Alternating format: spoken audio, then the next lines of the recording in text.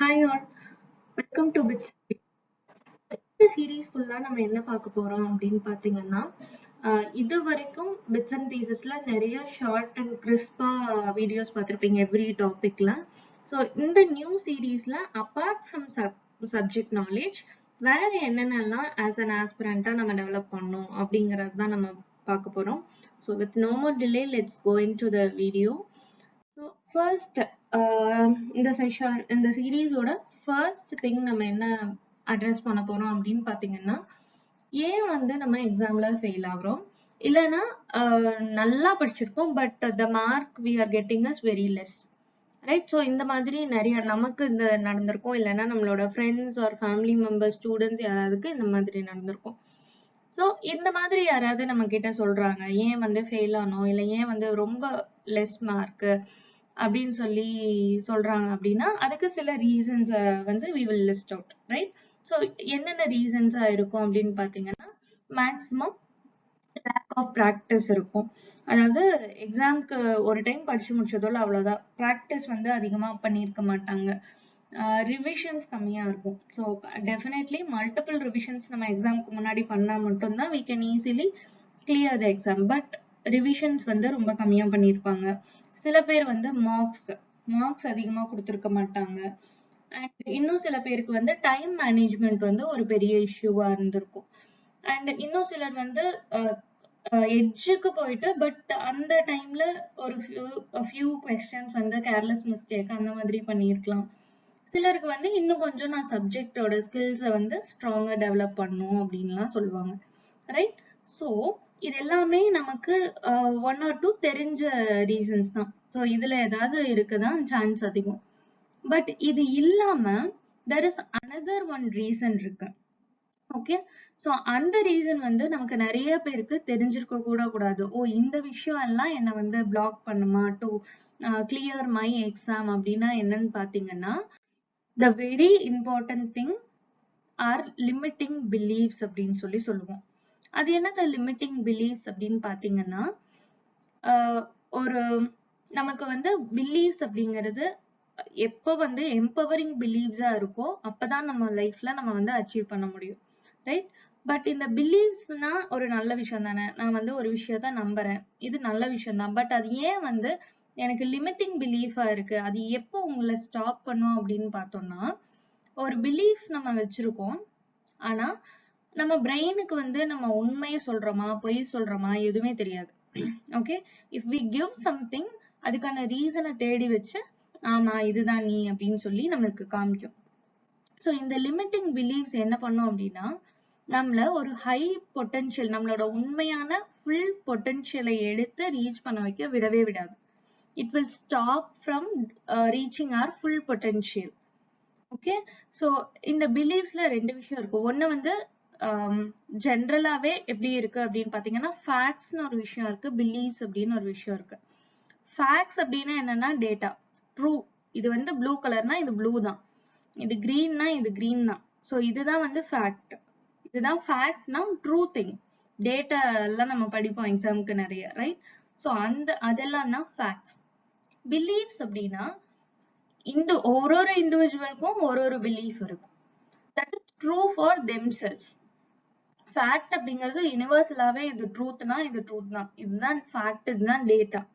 Beliefs அப்படின்னா என்னன்னு பாத்தீங்கன்னா, it is true for every individual. ஒவ்வொருத்தவங்களுக்கும் ஒரு ஒரு பிலீஃப் இருக்கும். ஸோ அந்த பிலீஃப் வந்து various to a person. But எப்ப வந்து நமக்கு அந்த பிலீஃப் வந்து லிமிட்டிங் பிலீஃப்ஸா இருக்கோ அப்ப வந்து நமக்கு என்ன ஆகும் அப்படின்னா, அது ஹிண்டர்ஸ் அவர் growth. நம்மளோட growthக்கு ஒரு பிளாக் மாதிரி, நம்ம ஒரு ஸ்பீடா போயிட்டு இருப்போம், அந்த பிளாக் வந்து நம்மள ஸ்டாப் பண்ணிடும். அந்த மாதிரி இருக்கிறது தான் நம்மளோட லிமிட்டிங் பிலீஃப்ஸ். ஸோ இந்த செஷன்ல சில லிமிட்டிங் பிலீஃப்ஸ் வந்து நம்ம பார்க்கலாம். So first thing is I don't like so and so subject, right? நிறைய பேர் நம்ம சொல்லியிருப்போம் எனக்கு இந்த சப்ஜெக்டே பிடிக்காதுங்கிறத விட எனக்கு இந்த சப்ஜெக்ட் வராது அப்படின்னு சொல்லி சொல்லுவோம், கரெக்டா? பட் அது எந்த அளவுக்கு நம்மளை இம்பாக்ட் பண்ணும் அப்படின்னா, let's take an example. Okay, அந்த சப்ஜெக்ட்ல மட்டும் நமக்கு லோ மார்க்ஸ் வந்துருச்சு அப்படின்னா கவலையப்பட மாட்டோம். ஏன்? ஏன்னா எனக்கு இது வராது. அதுக்கு என்ன ரீசனா இருக்குன்னா, எப்பாச்சும் ஒரு டைம் ஒரே நாள் வந்து நீங்க அந்த சப்ஜெக்ட்ல ஃபெயில் ஆயிருக்கலாம். இல்லன்னா அந்த டீச்சர் வந்து நம்மள ஏதாவது சொல்லியிருக்கலாம். பட் நம்ம என்ன பண்ண ஆரம்பிச்சிருவோம் அப்படின்னா, எனக்கு இந்த சப்ஜெக்ட் வராது, இல்லன்னா எனக்கு இந்த சப்ஜெக்ட் பிடிக்காது. These are all strong statements. Okay, எனக்கு இது வராது அப்படின்னு சொல்லும்போது நம்ம பிரெயின்ல அது போகி அதுக்கப்புறம் என்ன ஆகும் அப்படின்னு பாத்தீங்கன்னா, it will create the same thing. Okay, ஆமா எனக்கு இது பிடிக்காது, எனக்கு இது வராது. நாளைக்கு ஈவன் அந்த சப்ஜெக்ட்ல ஃபெயில் ஆனா கூட வாட் யுவர் மைண்ட் சேஸ், ஆமா இல்ல எனக்கு இது வராது, அதனால தான் நான் ஃபெயில் ஆயிட்டேன். ஓகே அப்படின்னு சொல்லுவோம். அடுத்த எக்ஸாம்பிள் பாத்தீங்க அப்படின்னா, ஐ டோன்ட் ஹாவ் டைம். இது வந்து நிறைய ஒர்க்கிங் ப்ரொஃபஷனல்ஸ் வந்து நீங்க எக்ஸாம்க்கு ப்ரிப்பேர் பண்றீங்க, இல்ல ஒர்க்கிங் பண்ணிட்டு திரும்ப உங்களோட ஸ்கில்ஸ் அப்கிரேட் பண்ணணும், அந்த மாதிரி எல்லாம் இருந்தது அப்படின்னா இந்த மாதிரி ஒரு மைண்ட் செட் நம்ம நிறைய யூஸ் பண்ணுவோம். நான் ஒர்க்கும் பண்றேன், எப்படி நான் எக்ஸாம்க்கு படிக்கிறது? I don't have time, I do not have time, same thing. அந்த இதுதான் லிமிட்டிங் பிலீஃப். எவ்வளவு ஸ்ட்ராங்கா ஸ்டாப் பண்ணுது பாருங்க. even if we can have 1 hour daily consistent படிச்சா கூட enough on weekdays. But it is an illusion in us. Maybe ஒரு நாள் படிக்க முடியாம இருந்திருக்கலாம், 2 நாள் முடியாம இருந்திருக்கலாம், ஒரு 3 days consequent நம்ம பிளான்ஸ் அச்சீவ் பண்ண முடியாம இருந்திருக்கலாம், இல்லனா நம்ம பிளான்ஸ் வந்து அன்ரியலிஸ்டிக்கா போட்டு அதை அச்சீவ் பண்ண முடியாம இருந்திருக்கலாம். ஆனா our mind says I don't have time because I am working அப்படின்னு சொல்லி நம்மள ஸ்டாப் பண்ணி வச்சிடும். And even if you don't study, time இருக்கும்போது நீங்க படிக்காம விட்டா கூட மைண்ட் என்ன பண்ணும் அப்படின்னா, நான் ஒர்க் பண்ணிட்டு படிக்கிறேன் அதனால எனக்கு டைம் இல்லை அப்படின்னு சொல்லிட்டு it find it as a way of escapism. நமக்கு ஏதாவது ஒரு ஃபெயிலியர் வந்துச்சுன்னா இது வந்து ஒரு எஸ்கேப் ரூட்டா நம்மள வந்து சொல்லிட்டு நம்மளவே காம்ப்ரமைஸ் ஆயிட்டு அப்புறம் கில்ட்டை கிரியேட் பண்ணி விட்டுரும். அனதர் எக்ஸாம்பிள் என்ன அப்படின்னு பாத்தீங்கன்னா, I do not have enough money. நிறைய பேர் வந்து நம்ம ஃபேஸ் கூட பண்ணியிருப்போம், பட் மத்தவங்க இத சொல்லுவாங்க. எஸ், மணி வந்து definitely it is required at least few. But எனக்கு மணியே சுத்தமா இல்ல, அதனால நான் படிக்கவே மாட்டேன் அப்படின்னு சொல்லிட்டு ஒரு சிலர் இருப்பாங்க. Right, they can download many PDFs online. யூடியூப்ஸ்ல நிறைய வீடியோஸ் இருக்கு, அதுல ஃபாலோ பண்ணலாம். Even if they do not have money to join in a coaching, we can see self study பண்ணி நிறைய பேர் கிளியர் பண்ணியிருக்காங்க. ரைட், ஸோ அப்போ நம்ம வந்து ஒரு எக்ஸாம்க்கு அப்பியரே ஆக மாட்டோம் நிறைய பேர். ஏன் அப்படின்னா எனக்கு மணி இல்லை, ஸோ நான் படிக்கல அப்படின்னு சொல்லிட்டு our mind will protect us in the safe zone. So இதுல வந்து நிறைய பிலீஃப்ஸ் இருக்கு, ஒருத்தவங்களுக்கும் ஒரு மாதிரி இருக்கும். அண்ட் நமக்கு ஒரே ஒரு லிமிட்டிங் பிலீஃப் தான் இருக்கணும் அப்படின்னு எந்த அவசியமும் கிடையாது. we can have 1, 2 or many, நிறைய லிமிட்டிங் பிலீஃப்ஸ் கூட இருக்கலாம். சில எக்ஸாம்பிள்ஸ் ஆஸ் அ ஸ்டூடெண்டா நம்ம என்னென்னலாம் பார்க்கலாம் அப்படின்னு பாத்தீங்கன்னா, ஐ எம் நாட் கான்ஃபிடென்ட் இனஃப், எனக்கு கான்ஃபிடென்ஸே இல்லை அப்படின்னு சொல்லுவோம். ஐ எம் டூ யங், எனக்கே நான் இப்பதான் 21 ஆகுது, நான் போய் எக்ஸாம் எழுத முடியுமா? ஐ எம் ஜஸ்ட் 22, நான் எப்படி போய் எழுதுறது? இந்த இந்த ஏஜ்லயே எனக்கு இது கிடைக்குமா அப்படிங்கிற அந்த பிலீஃப்ஸ் இருக்கும். சில பேர் வந்து ஐ எம் டூ ஓல்டு, எனக்கு இவ்ளோ ஏஜ் ஆயிடுச்சு, நான் வந்து இனி போய் எக்ஸாமுக்கு படிக்க முடியுமா? இன்னும் ஒரு சிலர் வந்து கேப்ஸ் இன் ஸ்டடீஸ், நான் காலேஜ் முடிச்சே ஒரு 4-5 வருஷம் ஆச்சு, இப்ப போய் நான் புக் எல்லாம் எடுத்து படிக்கிறது எனக்கு ஈஸியா? ஐ எம் நாட் டேலண்டட், நான் ஒன்னும் அவ்வளோ டேலண்ட் கிடையாது.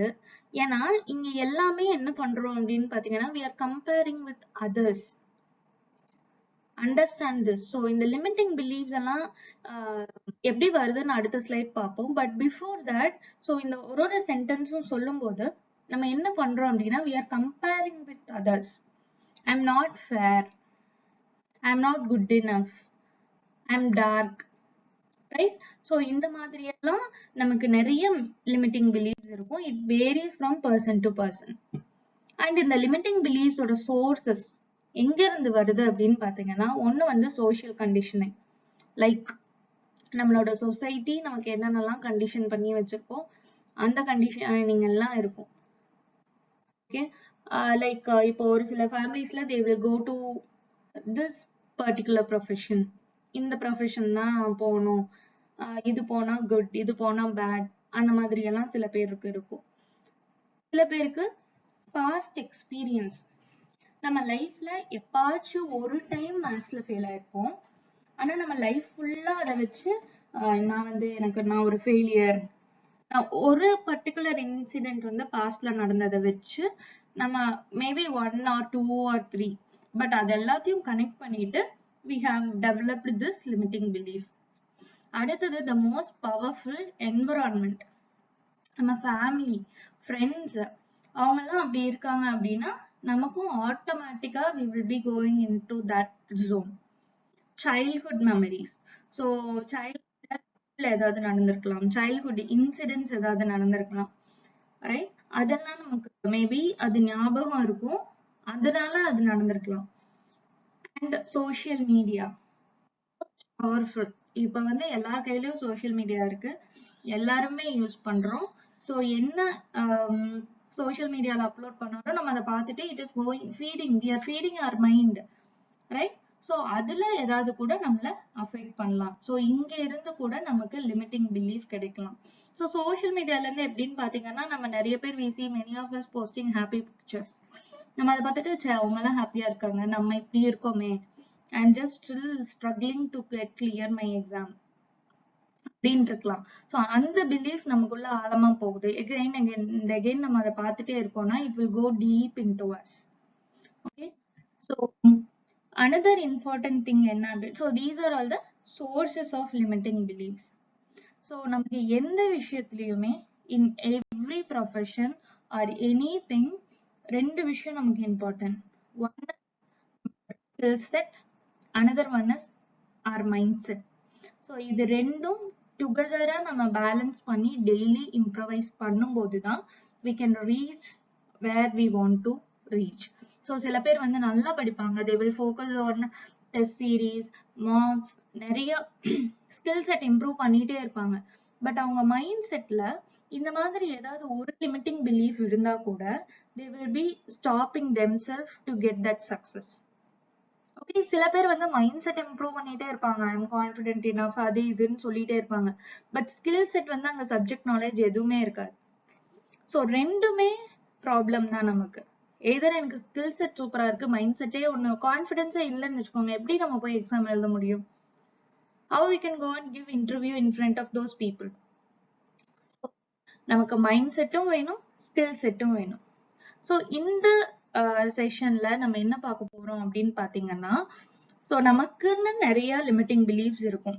இது ஜஸ்ட் ஒரு யூடியூப் வீடியோ, நான் வந்து ஒரு 20 minutes பார்த்துட்டு போறேன் அப்படின்ட்டு இல்லாம, ஃபர்ஸ்ட் இந்த வீக் ஃபுல்லா நமக்கு இந்த சீரீஸ் எப்படி டிசைன் பண்ணியிருக்கோம் அப்படின்னா, weekly once you will be getting a video on Sundays. Okay, so every Sunday evening you will be getting a video related to our mindset. So இந்த week ஃபுல்லா நம்ம என்ன பண்ண போறோம் அப்படின்னு பாத்தீங்கன்னா, இட்ஸ் அன் அவேர்னஸ். ஃபர்ஸ்ட் இவ்வளோ நாள் நமக்கு அது உண்மைன்னு நினைச்சிட்டு இருப்போம். I am not example, I am not good in maths அப்படின்னா இவ்வளோ நாள் அதை உண்மைன்னு நாம நினைச்சிட்டு இருந்திருப்போம். But that is not true. அது நமக்கு ஹெல்ப் பண்ண போறது இல்லை. இனிமேல் நமக்கு ஹெல்ப் பண்ணாத எதுவுமே, எக்ஸாம்ல கிளியர் பண்றதுக்கு ஹெல்ப் பண்ணாத எதுவுமே we will shed it out. Okay, so first எக்ஸாம்பிளுக்கு நான் கொடுத்துருக்கேன், இந்த செல்ஃப் ரிஃப்ளெக்ஷன் பண்ணுங்க. இட்ஸ் நாட் லைக் அன் அசைன்மெண்ட்டோ இல்ல ஹோம்ஒர்க்கோ அந்த மாதிரி கிடையாது. It is a self reflection time. Take 10 minutes. இந்த வீடியோ முடிஞ்சதுக்கு அப்புறம் ஒரு 10 minutes எடுத்துட்டு உங்களோட லிமிட்டிங் பிலீஃப்ஸ் என்னென்னலாம் இருக்கு அப்படின்னு லிஸ்ட் அவுட் பண்ணுங்க. லிஸ்ட் அவுட் பண்ணிட்டு அதோட சோர்ஸ் எங்க இருந்தது வந்தது வேணாலும் வந்திருக்கலாம், பாஸ்ட் எக்ஸ்பீரியன்ஸ்ல இருந்து வந்திருக்கலாம், சோசியல் மீடியாவை பார்த்து நம்ம அது கூட உண்மைன்னு நினைச்சிட்டு இருந்திருக்கோம், ஸோ அதுல இருந்து வந்திருக்கலாம். இல்ல எங்க இருந்து வேணாலும், ஆர் என்விரான்மெண்ட், ஃப்ரெண்ட்ஸ் யாராவது ஒரு நாள் பேசினதை கேட்டு நம்ம அது உண்மைன்னு நினைச்சிருப்போம். நிறைய டைம் என்னால ஃபர்ஸ்ட் அட்டெம்ப்ட்ல கிளியர் பண்ண முடியல, அண்ட் நிறைய பேர் சொல்லுவாங்க ஃபர்ஸ்ட் அட்டெம்ப்ட்ல எல்லாம் கிளியர் பண்ண முடியாதுன்னு சொல்லிட்டு, அது நமக்குள்ள ஸ்ட்ராங்கா போயிருக்கலாம். Whatever it may be, right those limiting beliefs related to exam. So இந்த லிமிட்டிங் பிலீஃப்ஸ் எக்ஸசைஸை நீங்க all areas of your life apply பண்ணலாம். பட் ஆஸ் ஆஃப் ஸ்டடீஸ் நம்ம ஃபோக்கஸ் பண்றது என்ன அப்படின்னா, ஸ்டடீஸ்ல நம்ம பண்ண போறோம். And why it is not true. இப்போ நம்ம ஒரு லிமிட்டிங் பிலீஃப் எடுத்து எழுதுறோம். ஓகே, அண்ட் அது ஏன் உண்மை கிடையாது அப்படிங்கிறதுல எவ்வளோ பாயிண்ட்ஸ் கிடைச்சாலும் எழுதுங்க. Even if you get 5 to 10 points, right that. அப்பதான் அது பிரெயினுக்கு போகும். அப்பதான் ஓ அப்ப நம்ம வந்து இது வந்து ஒரு ஃபால்ஸ் பிலீஃபா, நமக்கு இது எம்பவர் பண்ண போறது இல்ல அப்படின்னு சொல்லிட்டு நமக்கு தெரியும். ஃபார் எக்ஸாம்பிள் இங்க நான் ஒரு 2 எக்ஸாம்பிள்ஸ் மட்டும் கொடுத்திருக்கேன். ஒன்னு வந்து I have taken it as I am not good in maths. இப்ப யாராவதுக்கு வந்து இந்த ஃபீல் இருக்குன்னு வச்சுக்கோங்களேன், எனக்கு இந்த மேத்ஸ்ல நல்லா வரல, பிசிக்ஸ் நல்லா வரல, கெமிஸ்ட்ரி ஏதோ ஒண்ணு, I am not good in மேத்ஸ்ன்னு எடுத்திருக்கோம். அதோட சோர்ஸ் என்னது? மேபி நம்ம எப்பாச்சும் ஸ்கூல்ல ஒரு டைம் ஃபெயில் ஆயிருக்கலாம், ரைட்? ஸோ அதை வந்து நினைச்சிட்டு, இல்ல அந்த டீச்சர் வந்து உங்களை திட்டிருக்கலாம். ஆஸ் பர் மை கன்சர்ன், நிறைய பேர் மேத்ஸ் பிடிக்கலன்னு சொல்றதுக்கு ஒன் ஆஃப் த ரீசன் அவங்க டீச்சரை பிடிக்காது. ஓகே, ஸோ இந்த மாதிரி சோர்ஸ் எடுத்து எழுதிக்கோ. why it is not true அப்படின்னா, இப்போ நம்ம மேத்ஸ்ல ஃபெயில்னு வச்சுக்கோங்களேன், அந்த டைம் அந்த கிளாஸ்ல அந்த டைம்ல நம்ம fail ஆயிருப்போம்.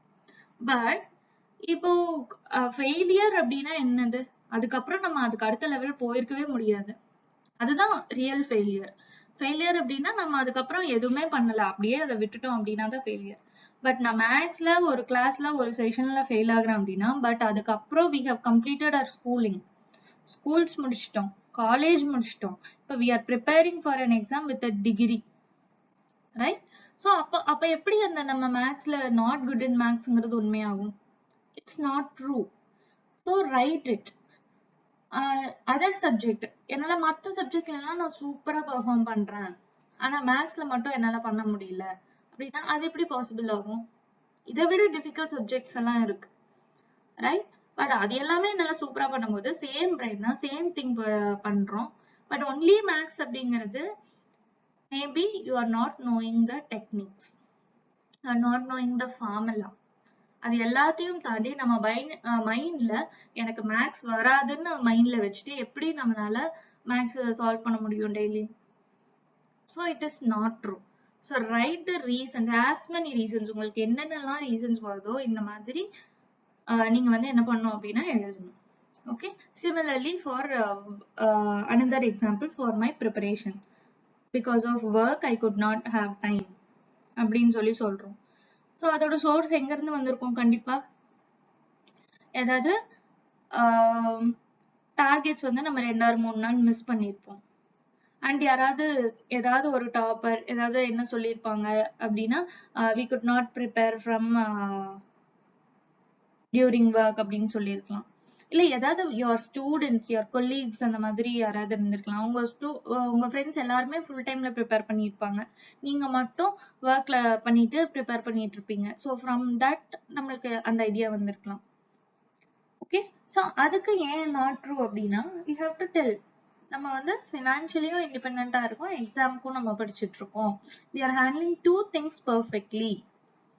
I am excellent in my work. So என் ஒர்க்ல அப்போ நம்மளுக்கு ஒர்க்ல டைம் இருக்கு, இதுல டைம் இல்லை அப்படின்னா என்ன அர்த்தம்? ஒர்க்கை சூப்பரா பண்ணிட்டு இருக்கோம் அப்படின்னு அர்த்தம். ஒர்க் நம்ம சூப்பரா பண்றோம் அப்படின்னா definitely we can able to do good in studies also, right? So இந்த மாதிரி ரீசன்ஸ் வந்து ரைட் அவுட் பண்ணுங்க. So this is all about limiting belief. So இன்னைக்கு என்ன பார்த்துருக்கோம் அப்படின்னா, அப்பார்ட் ஃப்ரம் ஸ்டடீஸ் நமக்கு நிறைய லிமிட்டிங் பிலீவ்ஸ் இருக்கும். அண்ட் நமக்கு வந்து ஒரு லிமிட்டிங் பிலீஃப் இல்லை, 1 2 3 4 5 ஆர் மல்டிபிள் பிலீவ்ஸ் கூட இருக்கலாம். ஸோ இந்த வீக் ஃபுல்லா என்ன பண்ண போறோம் அப்படின்னு பாத்தீங்கன்னா, எதனால நான் வந்து இந்த விஷயங்கள்லாம் என்ன ஸ்டாப் பண்ணுது, அது எங்கிருந்து வந்தது, அண்ட் அதோட ரீசன் என்ன அப்படின்னு சொல்லி நம்ம எழுத போறோம். And why it is not true, இது வந்து நமக்கு ட்ரூ இல்லை அப்படின்னு சொல்லி எழுத போறோம். நெக்ஸ்ட் வீடியோல என்ன பார்க்கலாம் அப்படின்னா, எப்படி இந்த லிமிட்டிங் பிலீவ்ஸ் எல்லாம் நம்ம ஓவர் கம் பண்ணி எம்பவரிங் பிலீவ்ஸா நம்ம ஒரு பாசிட்டிவ் மைண்ட் செட்ல நம்ம எக்ஸாம் ப்ரிப்பேர் பண்ண போறோம்னு நம்ம பார்க்கலாம். So if you like this type of videos, subscribe to our channel. Thank you so much. Bye.